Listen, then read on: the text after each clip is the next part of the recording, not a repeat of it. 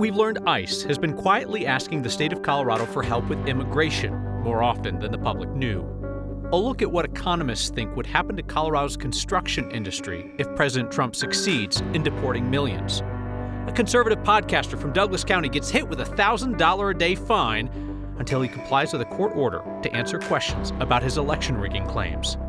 And it is Friday night, so we will set aside the headlines in the news to make time for the headlines of our neighbors' lives. My good news is life is good.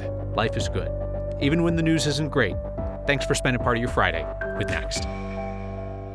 Colorado's western slope has been bone dry for weeks, and now several wildfires are growing. Crews are currently battling two wildfires running on both rims of the Black Canyon and the Gunnison National Park. So the South Rim fire has burned more than 1,600 acres, no containment there. Firefighters say lightning started that. North Rim fire is less of a worry. That park is closed until further notice. The Sow Belly fire that started yesterday in Mesa County has now moved northward. It is in Montrose and Delta counties as well. The Bureau of Land Management says that fire is about 2,200 acres. Firefighters have not made any headway on containment. People living in the area are on alert to leave if necessary, and campers near the Dominguez Canyon Wilderness area have been told to get out. In central Colorado, there is encouraging fire news. In Chaffee County, the sheriff's office says the Mountain View fire burning north of Buena Vista is now completely contained.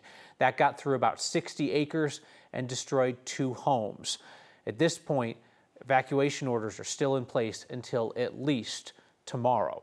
Let's bring in 9 News meteorologist Corey Reppenhagen for a look at what they're dealing with weather-wise as they work on these fires. Corey? Yeah, you know, Kyle, the only good news is that the winds are not too crazy out there on the western slope, except for when a gusty thunderstorm moves through. But we did see quite a few new dry thunderstorms. It's all these little ones out here. It was in the main part of the mountains, so we're not as dry here as we have been out on the western slope, but I bet we get some new fire starts that we hear about after that. We do have a severe thunderstorm watch in place until 11 o'clock here to the northern parts of Colorado. A couple of severe thunderstorms already going. The radar's really starting to pop right now. Yuma County, Weld County, and we've got a pretty good hailer going on in Boulder right now. North Boulder, you can see the hail signature right there. Niwot and Gun Barrel coming under the threat here very shortly, and this storm will generally move through the northern part of the metro area. We could see some strong storms until about 10 o'clock tonight.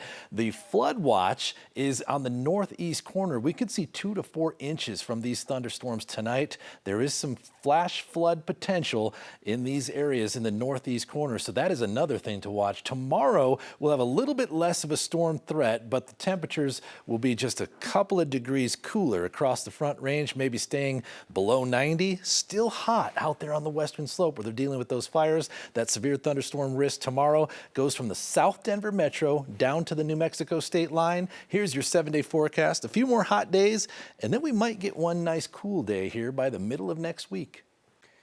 Governor Jared Polis recently lost a lawsuit over how he was cooperating with ICE. And now we've learned ICE privately asked the state for help on other occasions, despite Colorado law limiting that cooperation. The state government will not tell our Marshall Zellinger whether it agreed to work with immigration agents in those instances or not. This is a subpoena that ICE sent to Colorado's Department of Labor and Employment, CDLE. It lists 35 people that ICE wanted employment and contact information about.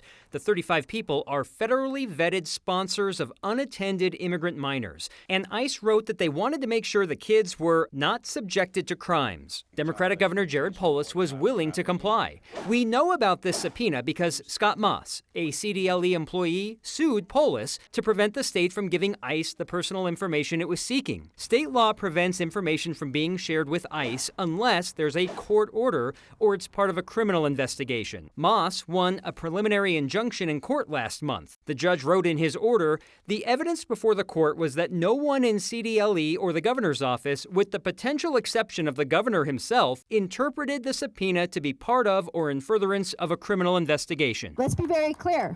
Governor Jared Polis knew about these laws when he directed state workers to share information about undocumented children with ICE. Denver City Councilwoman Serena Gonzalez Gutierrez was a state lawmaker that sponsored the law preventing the state from sharing information with ICE. It turns out this is not the only time ICE has asked for the state for personal information. We asked and found out CDLE has received 4 requests from ICE this year.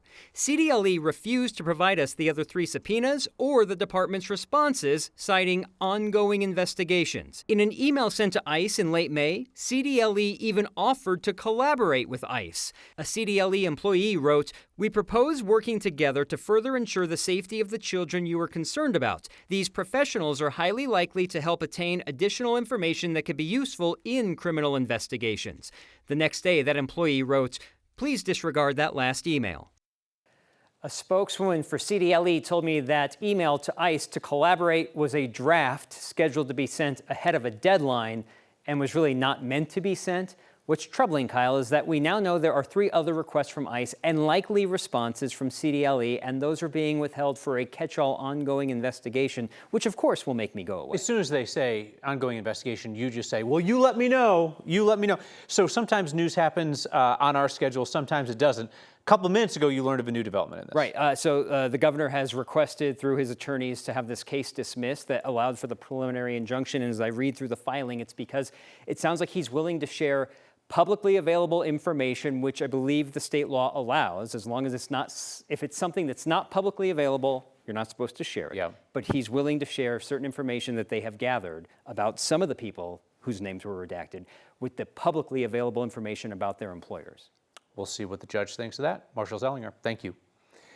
A federal judge is reinstating a $1,000 a day contempt of court fine against a far-right podcaster and Colorado GOP power player from Douglas County.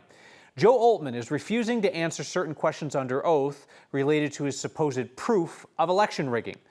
Oltmann claims that he listened in to an Antifa conference call in 2020 where a Coloradan working for Dominion Voting Systems bragged about rigging the election. That's a claim that ended up getting repeated clear up to the Trump campaign. Well, Oltmann hasn't provided proof that the call ever happened, and he's refusing to answer questions under oath about how he got on this alleged call. A judge is now restarting a $1,000 a day fine until Oltmann complies with the court order and talks. When he was first hit with the $1,000 a day fine, Oltmann said that he would defy the court and refuse to pay it. But he also asked supporters to send money. Oltmann's claim was central to the recent defamation trial of My Pillow guy Mike Lindell. He repeated Oltmann's claims about that Dominion Voting Systems executive. The jury in Denver found Lindell liable for defamation and ordered him to pay $2.3 million. An anti-government activist is facing charges for setting a fire inside the Archuleta County Courthouse last month. Early the morning of June 12th, somebody threw a Molotov cocktail through the window of the courthouse and into an office that's shared by the county clerk and tax assessor. Police used security footage to track down their suspect. They say it's 71-year-old Wayne Bryant. He ran for sheriff in 2022. His campaign website promised to expose local corruption. In an arrest affidavit, police said Bryant's known for anti-government beliefs, pointed to Facebook posts and YouTube videos where he ranted about local property tax increases and election fraud. There's also public comment from a commissioners' meeting where Bryant, quote, expressed continued dissatisfaction with Dominion voting machines. Pagosa Springs police say they arrested Bryant late last month. He's looking at a first-degree arson charge as well as possible federal charges. So if you drive 285 up through the foothills, you will see beautiful scenery, you'll see beautiful homes. What is easy to miss is the poverty and need in those communities. That's why this week's Word of Thanks microgiving campaign supports the Mountain Resource Center, feeding families in that part of Jeffco. Their community health food share program combines brick and mortar location with mobile food pantries. They're trying to reach people with healthy food that is often sourced from growers and ranchers right there in that community. They tell me that they have seen their need triple in the last 5 years. So they go out weekly to community centers, low-income housing, senior centers to meet people where they are and bring that healthy food. Neighbors get to choose the groceries that work best for their families. Let's help that nonprofit out. Scan the QR code on your screen or text the word THANKS to 303-871-1491 to get the link to donate. Your 5 years of microgiving has moved mountains in Colorado. $15 million raised for nonprofits across our state. And each week, more and more of you join the 5,000 plus who have signed up to make a monthly donation to the Word of Thanks Fund. This is set up to make it easier, where you just put in your info once and your donations automatically split to benefit every nonprofit in Colorado that we feature. And what that's meant is your recent microgiving campaigns have started with about $30,000 in donations. President Trump's mass deportation plan could remove millions of workers from the economy. An economist in Colorado said that could lead to Coloradans losing, not gaining jobs. And the place where we went looking for your good news on a Friday experienced a failure to launch. My good news is that we welcomed a brand new baby girl into our life. This is Scotty. We found happy headlines anyway. Our favorite Friday tradition next. President Trump's promise to carry out the largest deportation in American history has the potential to upend the economy. An economist in Colorado who studies the intersection of immigration and jobs says this state's construction industry could get crushed, telling our Spencer Soisher that deporting a lot of immigrants will lead to Coloradans losing their jobs. The White House has sent mixed messages about stopping and then resuming immigration raids for agriculture and hotel workers. No amnesty under any circumstances.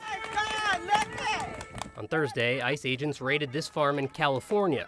There is definitely a substantial fear for it. Jason Wardrip, who reps the Colorado Building and Construction Trades Council, says construction workers in Colorado are worried it could happen to them too. Yeah, they are.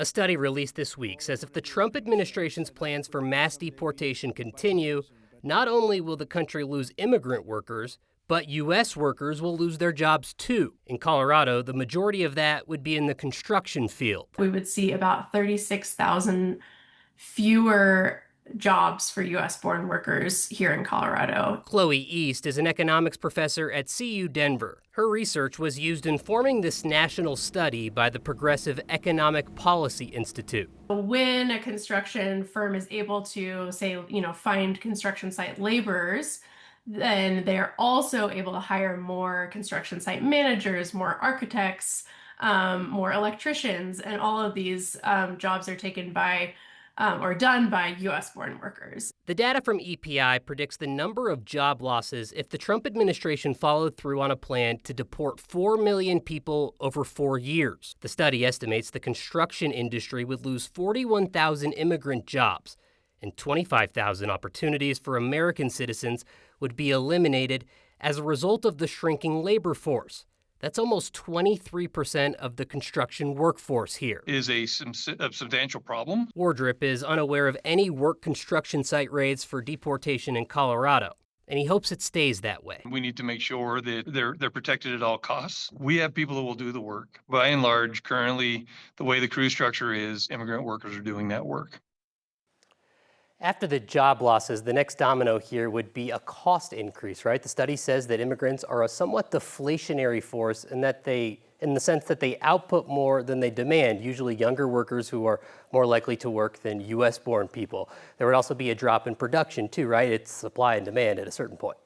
I think it's really interesting, Spencer, right? Because there's people's perceptions of how, removing millions of workers from the workforce might impact things. And then there are the folks who have actually looked at much smaller scale instances of this happening to say, well, here's what's most likely to happen based on evidence. Right. There's the argument, they're taking American jobs. Well, they're also leading to American jobs in a sense as well. All right, Spencer Soisher, thank you. The legal fight between a strip club and Central City is going through some new gyrations. The strip club told our partners at the Gazette that they've been getting around a zoning ban on toplessness by having their dancers wear latex covers. The CEO said it, quote, works so well, people think they're nude. Well, there's only one way to find out. So we sent our Mark Salinger, no, I'm messing around. Mark's off today. Probably we'll send him next week.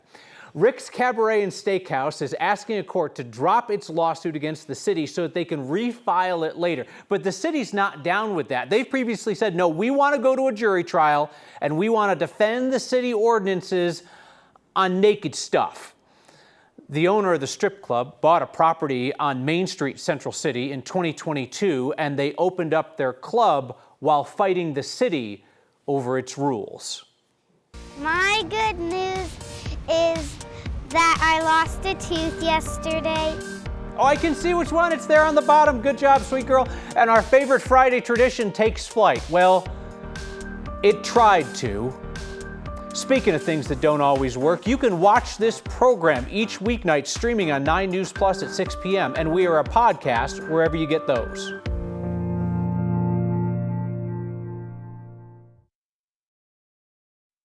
Full of hot air and stuck with no upward mobility. Could be talking about me or participants in the Erie Balloon Festival, which got grounded today due to high winds. Still was a great place for our favorite Friday question.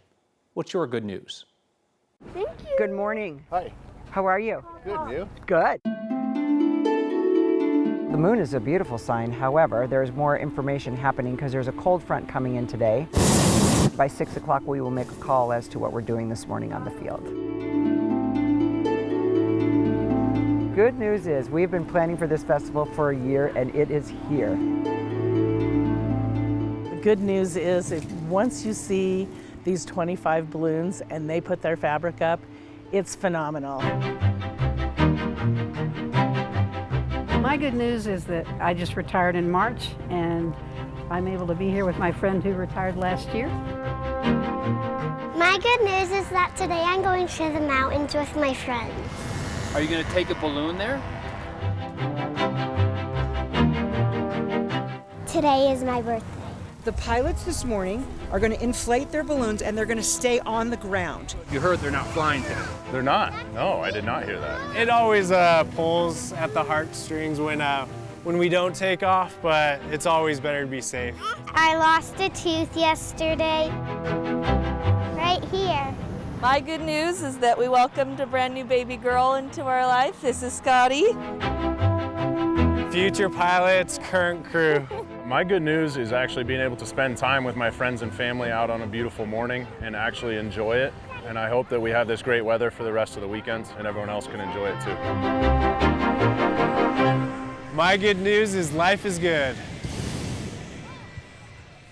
Our photojournalist Tom Cole got up real early for that. The Erie Balloon Festival continues through the weekend, Saturday and Sunday.